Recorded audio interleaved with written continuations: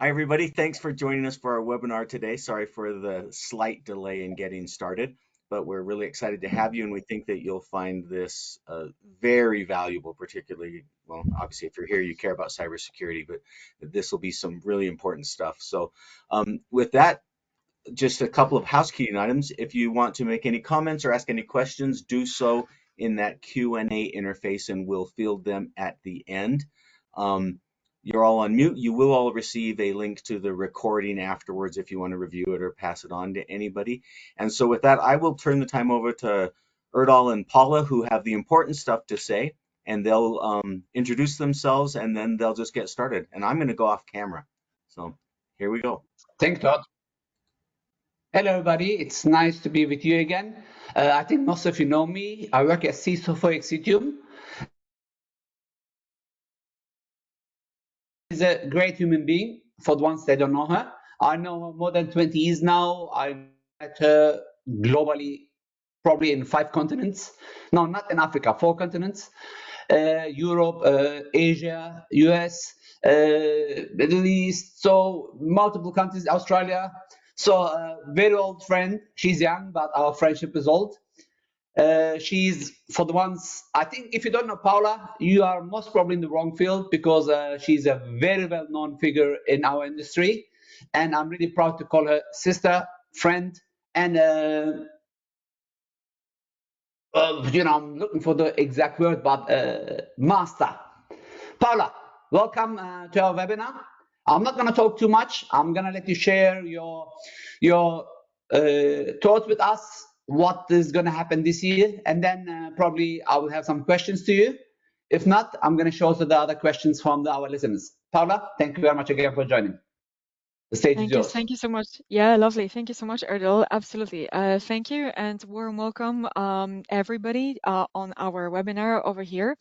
So, just one question regarding the sharing. If you guys don't mind giving me the sharing, yeah, that would be fantastic, because right now you guys can only see myself. But Well, of I mean, course, that's good enough for us, but yeah. yeah. Todd, can you please give Thank her you. access?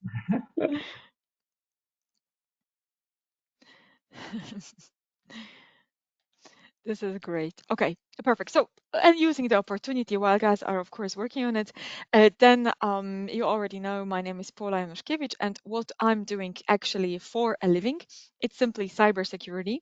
And I've been doing this honestly for the past 20 years. So that sounds like a very, very long time. But at the end, that also gives me the opportunity to play with various cybersecurity subjects, also from the time perspective, which I think it's honestly pretty interesting, because cybersecurity wasn't like that a really long time ago. But at the end, we've got a possibility at some point to see that cybersecurity definitely is a part of everybody's processes, sometimes the lifestyle, and all of that. So at the end, it is important to be up to date and know what kind of subjects are there. That's going to be important for 2025. And there's going to be definitely a bunch of those. So my presentation today, it's divided into a bunch of subjects, because based on what we see at our customer sites and so on, not only threat hunting, for example, as a subject became very popular, but also when we look towards the AI in the ways how AI can support us in the different functions, this is also something that it is important to take into consideration. So what kind of solutions possibly could be surrounding you, maybe, in order to eventually be responding to the modern threats that are happening in the infrastructure. So that is pretty much what we're going to be talking about today. So let me start this conversation. You already know a little bit about me, about the statistics. So first of all, you can of course download this presentation from also that link. No registration is required, so just enjoy, and let's of course dig into the subject, where we're going to be discussing the different priorities for 2025. Whenever we are looking into the cybercrime and the cybersecurity in general. Of course, we know that cybercrime impacts organizations of all sizes all around the world. And as the number of cybersecurity incidents statistically increase, so does organizations spending on cybersecurity defenses. And that is actually pretty good to see, because we can see that companies, they do increase their budgets. They know what kind of things they're supposed to be investing to. They see why there is a huge need of cybersecurity awareness training in the organization. They also see why it's necessary to have solutions to connect the dots before of course, incident happens. And also they see the need of looking towards incident response, or better, incident response readiness. And that is kind of how we perceive it as well. So let's have a look whether it's really like that. As you can see, we've got a 64% of organizations that do not have currently the cybersecurity incident response plan, but that's changing. So that's actually pretty good to see, and we can also see that amongst our customers.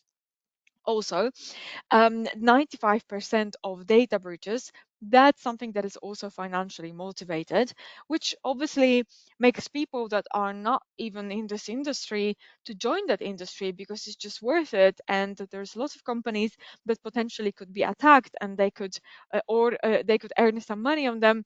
And at the end, taking into consideration the average salary of a hacker, which is approximately $30,000 per month, we've got a pretty huge motivation for them in order to be actually in that industry.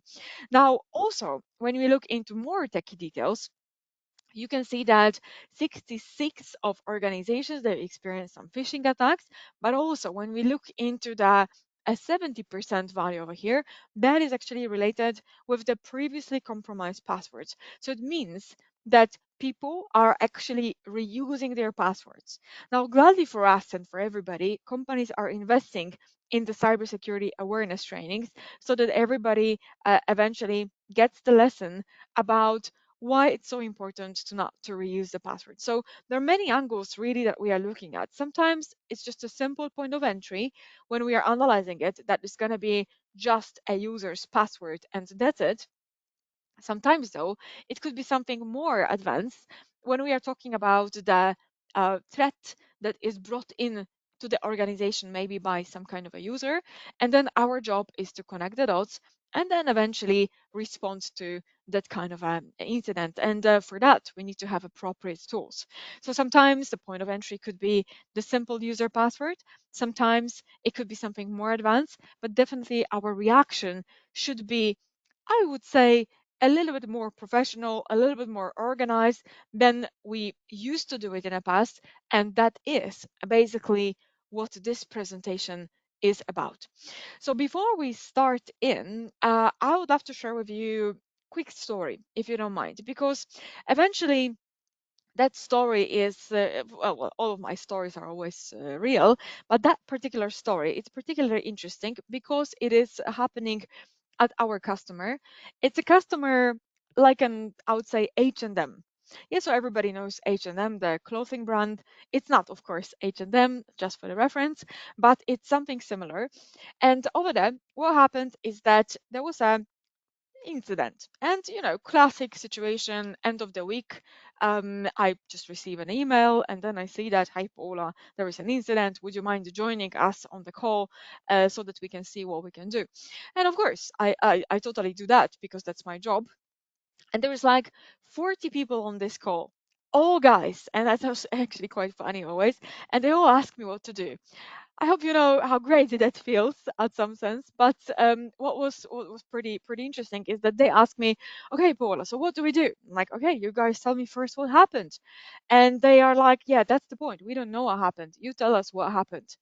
So, all right, it means that we have to do everything from the beginning, collect the IOCs, so the indicators of the compromise, in order to understand basically the background for the attack, and to understand really at the end what happened. And that was quite interesting, because what happened over there within this particular organization is that over there there was someone that brought the pen drive to one of the stores, and they have over 3,000 stores to which this attack actually spread it around. And well, having this in mind and having these 3,000 stores, then we had to basically collect the IOCs. Well, not really knowing whether that's going to be the same type of an incident, the same type of an intel in all of the stores. So technically, we had to collect the enough amount of samples in order basically to understand the attack vector, and also how we will be able to clean things out if, of course, there is something to clean out. And that is also something that I was doing. And eventually, while we managed to figure out what's going on, and that it was because of the pen drive, and then that thing technically spread it across all of the places over there, then of course our job was to clean things up, and it took us literally 4 or 5 days, 4 nights to clean things up. Of course, all the time being on the line with CISO, asking whether we are actually opening the stores next day or not. So it was actually pretty intense situation and pretty big incident. And they were very lucky, because this was, by the way, ransomware that was communicating over the network. But the only reason why it did not smash them is because the global firewall that they were using was actually something that stopped this particular traffic, just because it considered the traffic to be malicious. So only because of that, literally only because of that, what happened is that we were able to uh, quite nicely manage this incident. And of course, if the firewall did not stop that particular activity, then we would be completely smashed. And eventually, we will be, or they will be, because it's not us, they will be at that point, well, in the need of recovering everything from the super beginning. So at the end, it is actually pretty challenging situation, where we've got quite a lot of things to be gathered manually, but at the same time, quite a lot of things to be managed at the same time, because there was a business pressure on that. And it's not really the only situation that we've been through like this year, and there are many, in fact. And what is quite interesting over there is that it's never, honestly, I would tell you, it's never perfect from the perspective of the company how they are approaching the incident, because at the end, for example, they're not gathering the evidence correctly, or they're not, for example, having enough or enoughly trained team to approach this correctly. So at the end, it's quite a lot of hassle when you look into the incident. A good thing, though, is that there's always something that you are able to find, but there isn't really always the thing that would allow you to build a full picture of the incident. And how can we trust our environment if we got that kind of a situation? We can't. And that is what we are getting to. So at first, we might be thinking, okay, what about AI? Well, you open the fridge right now and AI is over there. But what is important is that within the AI field, also from the hacker perspective, there's quite a lot of different AI enhanced cyber attacks right now. And in general, malicious actors may leverage AI and machine learning algorithms to enhance the sophistication and effectiveness of cyber attacks by, for example, even using ChatGPT to write a perfect email. Sometimes it might be related with searching for vulnerabilities by leveraging different platforms that are AI powered, like, for example, Corellium and so on, which technically allows different vulnerability researchers to maybe even earn more money because they are able to do things faster in time. And that is how they will be able, for example, to earn more because AI supports this activity. But question is, who they are selling this discovery to? Could it be like a foreign state? Or maybe it could be a situation where we're going to be just simply attacking certain companies by leveraging some zero day. But that is something that has been found by more of the people in a certain time, because eventually that's what the AI in their hands is for. So there's so many different areas in AI that requires the deeper look, and I would love to bring you to some of those. But first, let's answer a simple question. Is hacking actually easy nowadays? And because honestly, I am used to do the live demos, let me bring that to the field, and I would love to show you a couple of things here. So let's have a look. I am over there logged in as James. Great. And we can see that within the James computer, there is as well the administrator that has actually the session being disconnected. So if I'm going to connect to it, I can't because I don't know the password. And you might be thinking, all right, but you could, for example, do the memory dump. We could use the Mimikatz or anything like this, get the tickets out of the memory and stuff like that. But let's say that over there in this workstation, we have whitelisting implemented. And at the same time, we have all the EDRs, XDR solutions implemented so that we are not really able to use any kind of a known tools in order to escalate. So what kind of things we can do? And honestly, one favorite way of testing, it's related with using or overusing Windows or Linux operating systems. And that is really all about knowing internal as well. Answering also the question, what kind of possibilities we got? And the answer is, if we know Windows very well or if we know Linux very well, then we are able to quite nicely scale, even if you don't have any handy tools. Anyway, following that, let me check what kind of option James B has in the domain. So we're going to do net user hackme1, for example, and for that we will specify domain to check whether we have a user like that, and we don't, and this is good. Now we can do the same story by trying to, as James B, add that user to the domain, and as you can see, access is denied. So having this in mind, James not supposed to be able to add the user to the domain. So let's have a look whether this is true. So for this, we're going to get into the task scheduler. Sounds very easy, and truly it is actually pretty easy, because over there, we're going to create a task. Let's call it 1. And over there, we're going to change the account that this task is running on. So entire directory over there, we can do secure.lab. And then we're going to do administrator. So the user that's out there basically having the disconnected session. All right, okay. Run with the highest privileges. Okay. And then task name. Okay, here we go. So there is one. So let me call it one basic. Basic like this. Here we go. All right. You must enter and at least one action. Ah, right. Okay, so over there, we will need to specify the action.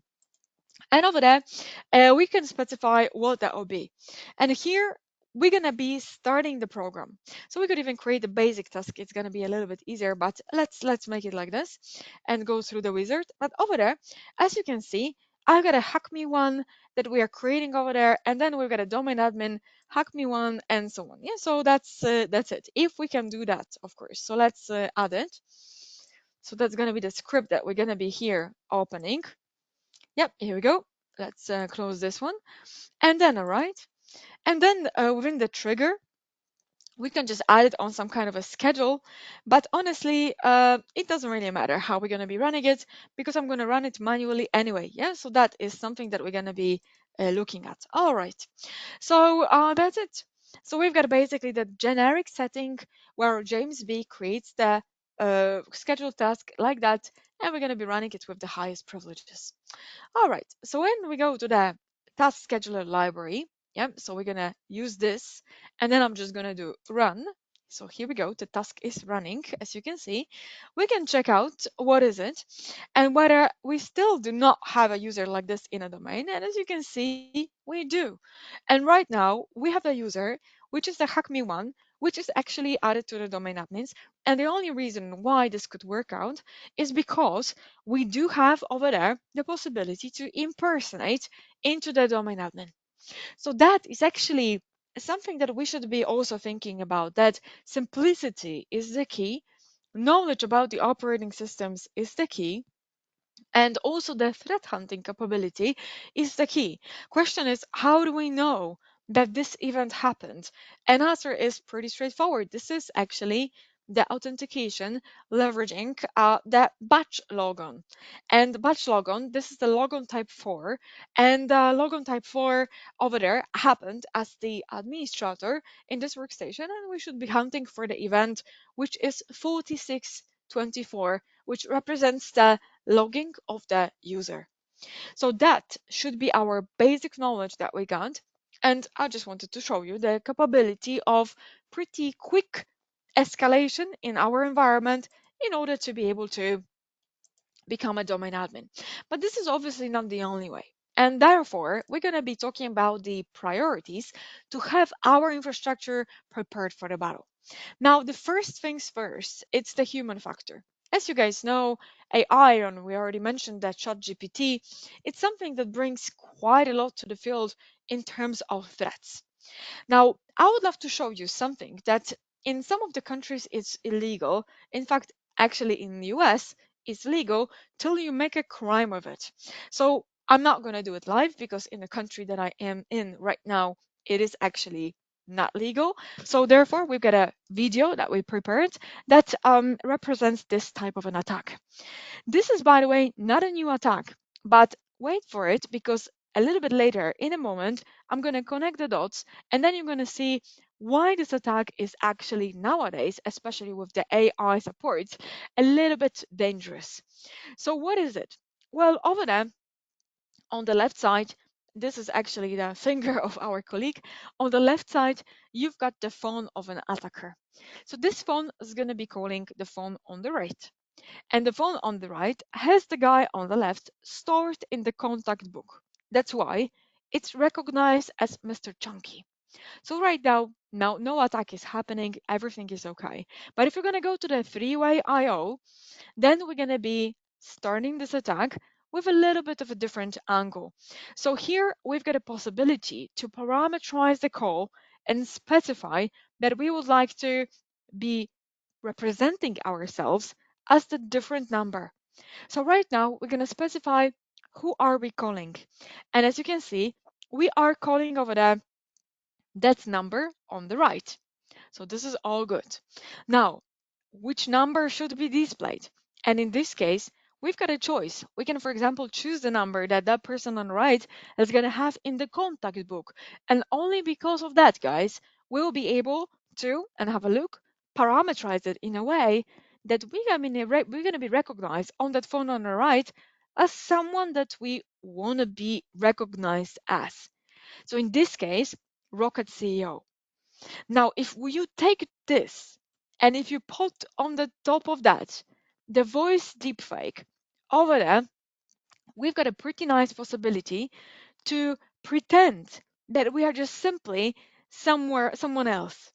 And what is quite interesting over there is that if, for example, someone picks up the phone and then let's say it could be a kid, your kid.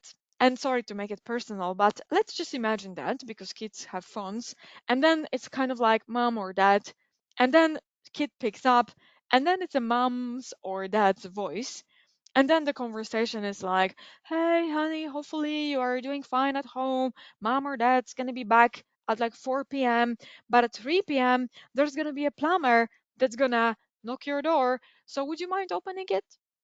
And which kid will not fall for it?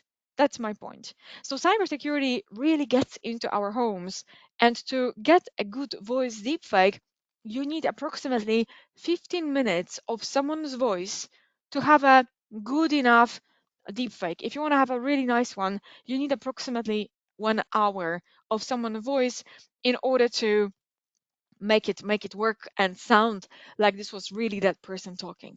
So when we take that and when we, for example, combine it with the image deepfake, then it's even better. And I'm not here to teach you about the deepfakes, definitely not, because everybody knows them.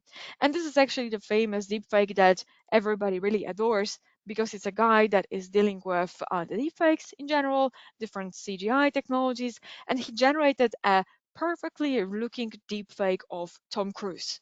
And we all know deepfakes. But what I want to tell you is how easy it is nowadays and how much of an investment we should make in this human factor in our organization to not to fall to this kind of a traps. So here, when we look into the deepface lab as a sample application, and I got 3 examples for you, you can see that this is actually free software, and our team made an effort, and we actually work on a deepfake for approximately 6 hours. So my team said that I look a little bit like a Taylor Swift. All right, I will take that definitely. But anyway, probably not. You can laugh right now, but regardless, yeah, we were thinking, what's the possibility that I'll be able actually to look as a Taylor Swift? Now, if you take a look at my chin over there, the jawline, then the Taylor Swift's is a little bit more triangle. Mine is more like roundy, and that was a deal breaker. But anyway, let's have a look how things look after 6 hours of generation. And they look like this. So I'm curious what you think, whether it's going to be good or bad from the scale 1 to 5. Yeah. Well, 5 is good, 1 is really bad. I'll give it like 2, 2.5 maybe. So there is a blurry face. The rest of the body is kind of sharp, but hands are also not perfect. I mean, it doesn't look like Taylor Swift. Kind of, but not believable. It's just not consistent. Okay, let's move forward. We use the deepfakes web. This is the application that you pay like $20 for, and with 1 hour of work, you are able to generate something that looks like this. And I mean, it's also not perfect. I think it got a little better. And what is actually pretty interesting over there, I mean, honestly, this is how I looked when I was like 20 years younger, but so I'll probably give it like a 10 from scale 1 to 5. But it got better, but it's still not perfect. Yeah, so I would evaluate it a little higher maybe, but that's it. The face is kind of still blurry. Something is wrong. Yeah, so yet again, consistency is the problem. But when we're going to look into the reface as one of the applications, then this is an app that you got, guys, on your mobile device. And what is challenging over there is that it took us to generate a deepfake this time less than 60 seconds by leveraging that one picture, not perfect one, of the person from the internet that we wanted to impersonate into. And that cheap fake, it's something that's going to become, and it is becoming already as we see, effective. Let's have a look. I had to change the identity a little bit because of the jawline, but apparently Cameron Diaz, it's a little bit more similar, and that is why it looks, I would say, pretty good. And of course, we could be very judgmental here and say like, oh yeah, but head is a little bit larger, it's not perfect, and so on. But honestly, who cares about that? Like kids receiving that or our elderly friends receiving that, they'll probably not even think that there could be something wrong about that. They'll just listen to the stuff that we have to say. And that is what becomes quite dangerous. So if you look into the comparison, that basically looks like this. So we've got Cameron, and that there on the left side is me. And as you can see, it is actually pretty different looking. So eventually, when we are thinking about the protection against the deepfakes, then there is quite a lot of things to look at. One of those, it is that just we are using common sense. I'm looking forward to see more of a technology that would be more allowing us to identify that this is actually a deepfake, for example, by parameterizing the video phone calls on our phone or the videos themselves and so on. Or there could be some kind of a built-in mechanism in our mobile devices. Probably I'm wishing for too much for the upcoming year, but eventually that's going to be something that's going to be rather a commodity to encourage people to do something for us from the cybercrime perspective. So yet again, investing into the human factor is one of the priorities, I would say. Now, checking for legacy configuration or misconfiguration. Yeah, honestly, there's so many things to look at. One of those things, it's definitely looking towards decommissioning of all solutions and possibly their default settings. And the reason why I'm talking about that is because sometimes we are dealing with situations where we've got things like, for example, the website from which we can request certificates from, and just because this website exists, you are able to become a domain admin just like that. And that is something that I would love to show you. So let's have a look. So over there, in the demo, we've got the DFS course, which I'm going to be actually using the script over there that's based on the Petit Potam exploit. So at first, let's do cert util. And within cert util, you can see that we've got over there the following configuration for the certification authority, and you can say that there is actually the CA Raccoons PL, so this is one of the web enrollment servers that we got, and there is also the CA1 Raccoons PL, and that is basically something that we will be able to use for the requesting of the certificates. So here, let's go to the James Bond, and then the password. So let's dig into the website.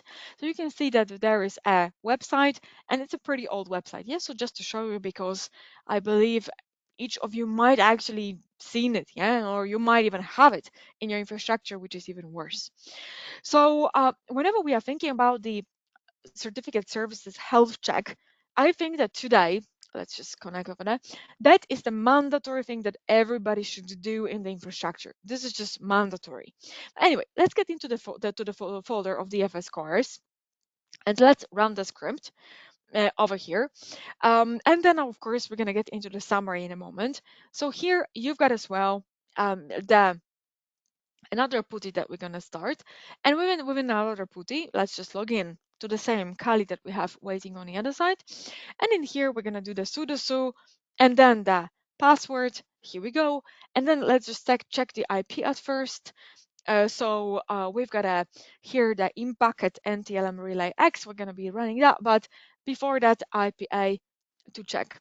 So we've got a 10.1.1.250 and 10.1.1.250. Here we go. It is basically the Kali's IP. And then the 10.1.1.1, this is actually our domain controller. So we're going to be using this one. So here we go. And then having that in mind, we are happy to do the in-packet NTLM relay X SMB2 support. And then we are using that website that we can request the certificates from. And then ADCS, so the certificate services, template, and then Kerberos authentication. So once we get that, we are good to go. So see, like this attack, it's a lot of talking, but at the end, it's just to run these two commands, and that's it. So once we got the relay loaded over there, and relay is waiting for the authentication, we are closing that, and then we got this. And at that moment, we're waiting for the certificate that we will be able to get. So here we go. This is, as you can see, the base 64 certificate. So let's select it. And this is the base 64 certificate that we are getting of the user, as you can see, DC $1. So we are immediately becoming a domain controller right now, which means that we're going to be a domain admin very soon. Now, how to leverage this DC1 in the environment? Yeah, so what kind of things we are able to run over there? Well, let's just put it into Notepad first. So we have to be kind of smooth in the pace in a moment. So we need to make sure that it's just there, that we don't lose it on the way. And one of the things that I would love to show you is basically how we would be able to authenticate ourselves by using this particular certificate. So let's just jump in. Let's just clean it up a little bit, and we got this. So the next part, command prompt, and then we got it. So this is the attacker's computer, and the attacker over there can be just connected to the network. So this is basically what's the principle and the attack story over here. And over there, we're going to be using the tool, which in this case is going to be the Cacao. And the Cacao, of course, is from Benjamin Delpy. And you can use Cacao, you can use Rubius. So there are many options really, but we can use actually Cacao for that. And here we will need to though specify that the input is going to be the base 64 and then input. And then we will specify on, and then we got that. And then we're going to take this, and then we're going to be able to, of course, copy that certificate and paste it. But first, TGT ask, and we are here getting the ticket. So TGT, ticket granting ticket for the user DC $1 from the domain. and then the domain is going to be the raccoons.pl, and then we will specify the past the ticket attack, and then pfx. Now we are good to go. So this thing is what we are copying here, and then over there we are pasting it. So after that we are absolutely good. The only thing we'll need to wait is of course for the authentication to happen, and then we are getting a ticket that we will be able to leverage for the further actions. So it's a good news. Okay, all works. And then klist, and you guys can see that we've got a DC1, DC1. And honestly, this is really nicely working because whoever we are right now, and then whether it's an elevated ticket or not, we are all the time the domain controller, and that is actually pretty nice. And thanks to that, we'll be able actually to move forward in terms of that action. So the next stage is to look into the environment from the ticket perspective, because if we are the DC1, we've got a possibility to go into tools and then Mimikatz trunk and then x64 and then mimikatz.exe, and then at that point we can do the LSA dump and we can do the DC sync and then O and then CSV. And that is in order to do, as you can see, guys, the full DC sync. So right now we are getting everything from this particular environment. So we can get that. So to get the password hash of the Kirby TGT, we can technically get anything. Yeah, so we are already totally on the top of the full infrastructure. Not only we are domain admin, but we are in the capability to generate the tickets. So that's why when we are saying, of course, about these old solutions, default settings, and stuff like that, what is important for us to know is that certificate services, they are very, very often misconfigured. And also we need to look into the template permissions, and that is something that would allow us to look into the permissions or in general persistence, allowing us to identify where and how someone could be sitting in infrastructure. I do recommend doing the certificate services health check and in general Active Directory health check, because every infrastructure that we are in, there's always something that can be done better. And I don't remember where I did not have any comments, and honestly, where we did not manage to get access to the infrastructure and become domain admin through the misconfiguration of the stuff that is in general in the Active Directory related services. It's problem is like everywhere. Anyway, when we look into the persistence, there is a persistence that we can achieve through misconfiguration, but also persistence through different system mechanisms. And I really like the persistence through misconfiguration. Like, for example, misconfiguration or misprocess, mismanagement is to not to reset regularly Kirby TGT account's password. And we have to do it twice, of course, but that is the direction that we are moving into right now. So why we're not doing it? And we are doing right now the pen test for the bank. And just imagine the bank, it's not resetting regularly the Kirby TGT accounts password hash. How come? And we managed to have a golden ticket. So this is a ticket that allows us to be a domain admin for the next 10 years. And this is the persistence that we got in this infrastructure. This will be not working if there will be actually using the good security practices, which include playing with the password of the Kirby TGT account. Okay, but what I would love to get to is also the persistence through malware. So sometimes we might be just hiding somewhere. Yeah, it's a malware. It's simply being injected somewhere, and then this would be the way how we'll be able actually to hide ourselves. And what I would love to get to as well in the next conversation is quite an interesting perspective on how we are able to find things that eventually look potentially good at first sight, but when we get into the details, it's a little bit different. And also sometimes we are too used to believe of what we see because we think that our tools are so good. There is nothing more wrong than that. In threat hunting and in general in the incident response, there is a one very simple rule, and that rule says you always have to have at least two tools to check for the same thing.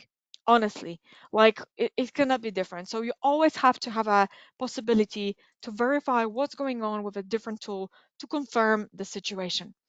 And therefore, having this in mind, let me bring in the persistence, which is actually pretty interesting because we're going to be playing with autoruns, where we're going to be analyzing the stuff that is brought to the field by malware, for example, but at the same time not shown by the autoruns, which is, funny fact, really the first tool that we are here leveraging. And I'm not saying it's bad; it's actually very, very good. It's just that we just need to know how it works. And the true story is that when I was supporting our customer with the team as well, with the incident that they were experiencing, their team was engaged as well in collecting the IOCs. And one of the guys told me that, nah, this workstation is clean. And of course, it wasn't clean. And I'm just, okay, asking, how did you check for it? And he was like, oh, I use the outruns and it's nothing there. No, no, there's a lot of stuff over there. And it's just a matter of how we use it. So as you can see, for my environment, two calculators started, two command prompts started, two notepads started. There's so much that actually is auto-running over there. Let's verify the reality. If you guys gonna go to the autoruns and if you open user, now you have to remember that what you see, it's always displayed per this user, meaning that you look at that and don't forget, it's not that you are an administrator, so you're going to see everything. Mm-mm. It's the opposite. You are only looking at things from the single user perspective.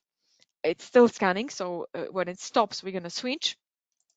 But in general, we're gonna basically look at the stuff from the perspective of the system.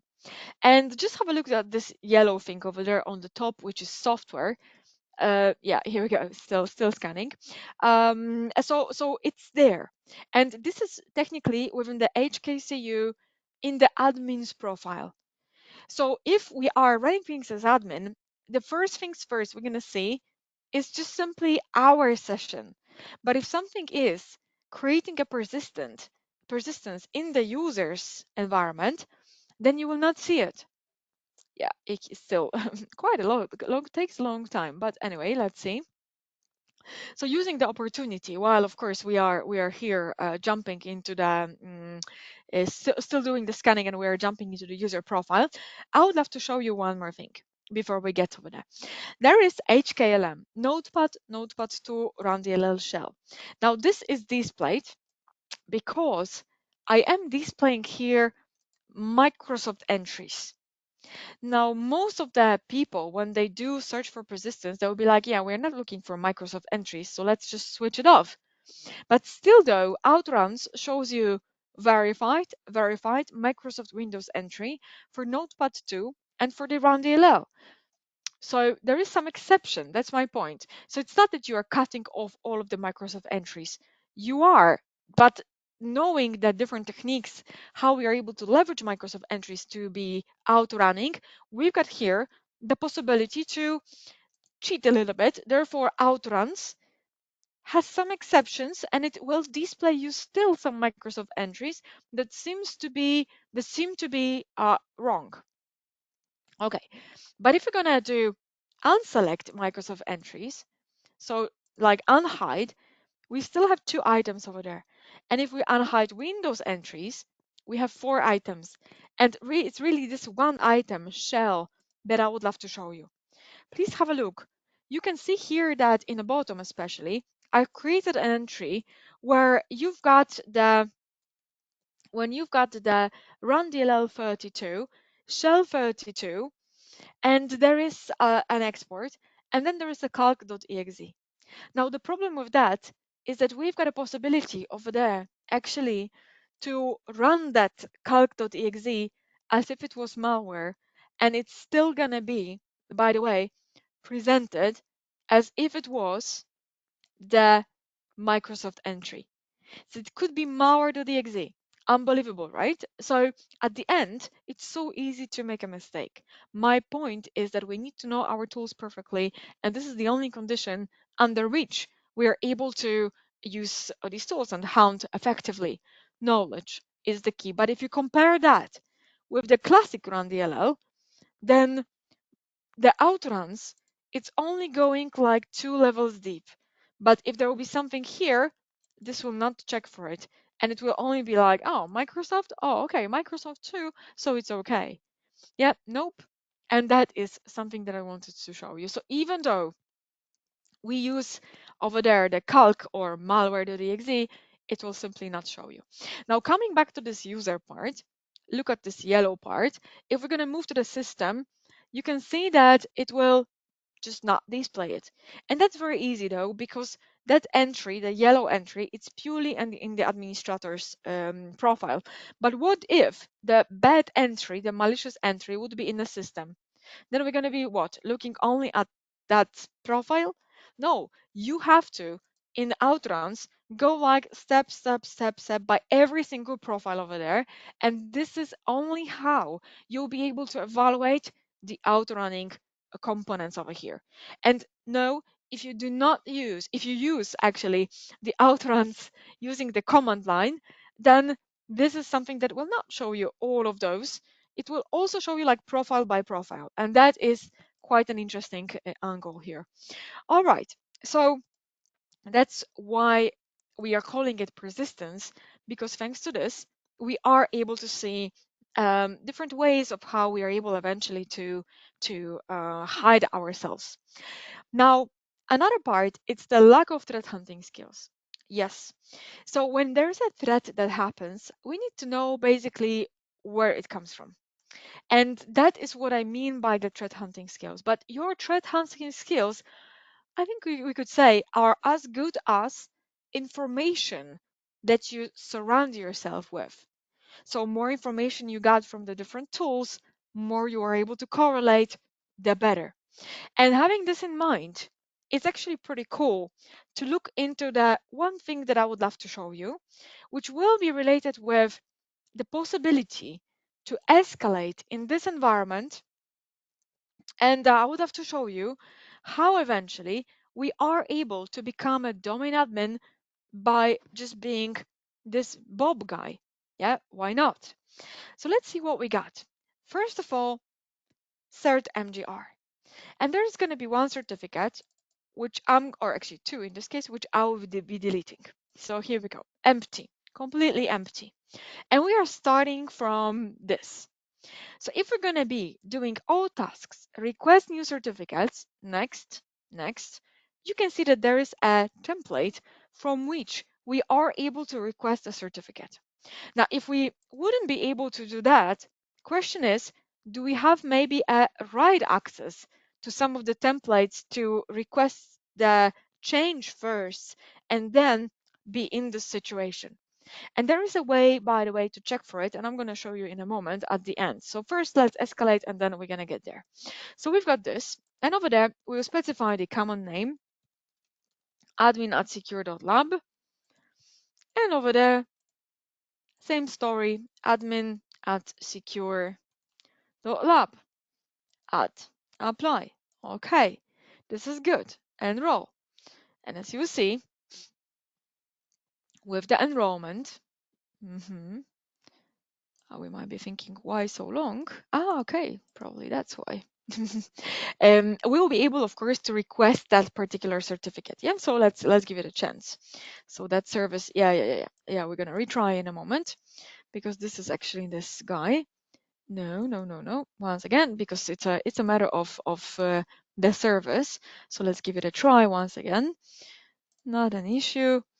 And we're gonna do the common name. Here we go, admin@secure.lab, and then another one, which is the user principal name, which is admin@secure.lab, and then okay, that's great, and then apply. This is fantastic, great.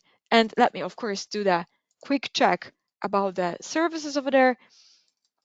So I'm just gonna log in we need to make sure that, of course, all the services are up and running, and it should be like that. And our domain controller, of course, it's up and running, but we just need to make sure that the clocks are the same, because otherwise, yeah, this is good. We will not be able to request for the certificate. Good. So we got that, enroll, and then as you can see, this was the solution to that case. Anyway, very easy. Now we've got that certificate of an admin right now. So user could actually do that.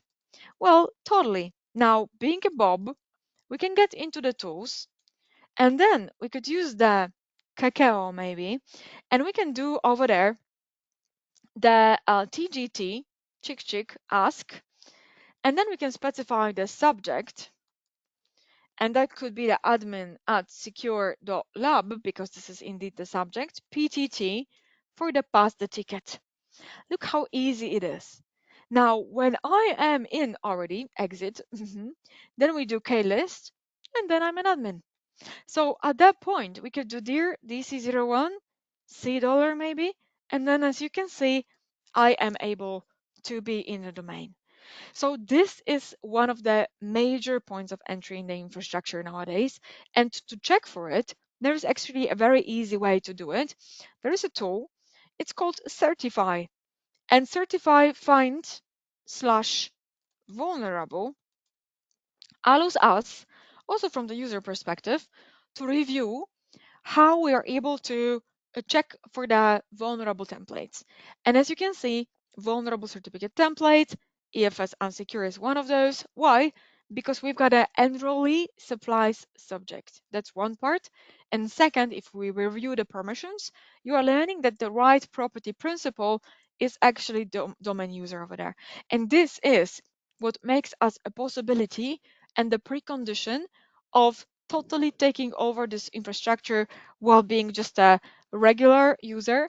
And what is quite interesting there is that if you're wondering, yeah, but how someone's going to become a domain user, well, you can just use the password spray, which is a typical way to get access to the infrastructure nowadays as well. But yes, of course, you will need to have an internal access to that network, which we might get, but maybe executing some phishing on the user's network, who knows? Yeah, but in general, this is one of the ways to get access to the infrastructure, and definitely to be managed. Definitely to be managed. Okay, guys. So moving forward and running to the end, we need to define our incident response readiness. And if you have a look at these stats, 77% of organizations that they have the incident response plan, they don't test it. That is even more crazy. Once they already made an effort to actually step into the good direction of the readiness, then it's still basically an issue. Therefore, we have to support ourselves with AI so that we are able to connect the dots.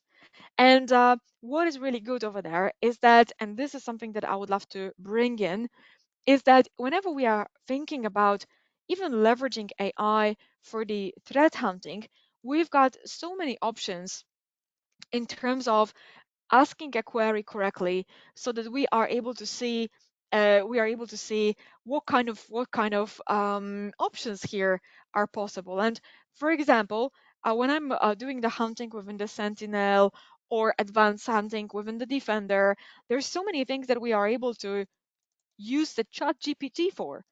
And it used to be that in the past it didn't work, but right now it's very, very easy. Have a look. Please show me KQL query for Sentinel, which will search for the TeamViewer on all of the devices. And there it is. You literally copy and paste it, and it works. It used to be that you had to, it's still that sometimes for some queries, you have to correct that it says a computer name, but it's supposed to be computer. So things going to be underlined over there. So depending on the tool you are using, if you're thinking, okay, KQL or whatever, it's pretty challenging. So how do I do it? Then ChatGPT is an amazing helper. And for example, you've got alternative string using the security event table for Sysmon. Beautiful. I didn't really ask for that. But if you use Sysmon, and you should, then you've got the process creation which is an event ID 1, which will actually, if you collect it, of course, but you do because it's a default event, then you'll be able to learn that. Or for example, I'm asking, of course, another query. Please show me KQL for Sentinel, which will search for Outlook on all of the devices. Bring it on. It's there, yeah? Maybe some other type of a query. Please show me the KQL for Sentinel, which will search for events of attacks on Paolo's account from multiple locations, yeah? So I'm traveling a lot and I'm all the time experiencing different attacks and so on. And quite recently, it has been quite intense. And eventually, there were like different locations that I was interested in. And here you just replace, of course, that email, Control C, Control V. It works like a charm, and so on. So please have a look all the from the 4th to 5th of December, all the stuff that communicated through the network. And then thanks to this, we are, of course, able to ask the query and then see the realistic output. And thanks to that, we've got a possibility to work on that example. So this is basically quick demonstration on that to show you how basically it was in the past to compare with what we've got today. And honestly, there is no excuse for literally not leveraging that kind of a tools. And if we get into, for example, Sentinel, and we paste it, you are able to see that the computer name is underlined. And that's basically what I was talking about. Right now, we are not experiencing this kind of issues. So if you're thinking what kind of a skills and things is going to be needed for the upcoming 2025? Answer is very simple. Learn how to use KQL. Not even learn KQL, but learn how to use KQL so that at the end, we're going to have a possibility to do the well-established threat hunting. And as you see here, we've got a quick possibility to technically get the threat. So 6 things we talked about, showing you what are the things to focus on in the 2025. And of course, there is always a never-ending list of zero trust and investing into the human factor, taking a look into in general the AI tools, but at the same time making sure that everybody stays up to date in terms of the cybersecurity trends, which mostly I think in the upcoming year is going to focus about the AI. So, Erdal, if of course everybody's got some questions, please let me know. If not, then thank you so much. I'm Paula Januszkiewicz, and Erdal, I'm giving you the stage back. Thank you, Paula. We have less than a minute left, so we're going to skip the questions for now. But if anybody has a question, they can reach out via email or our team will reach out for them.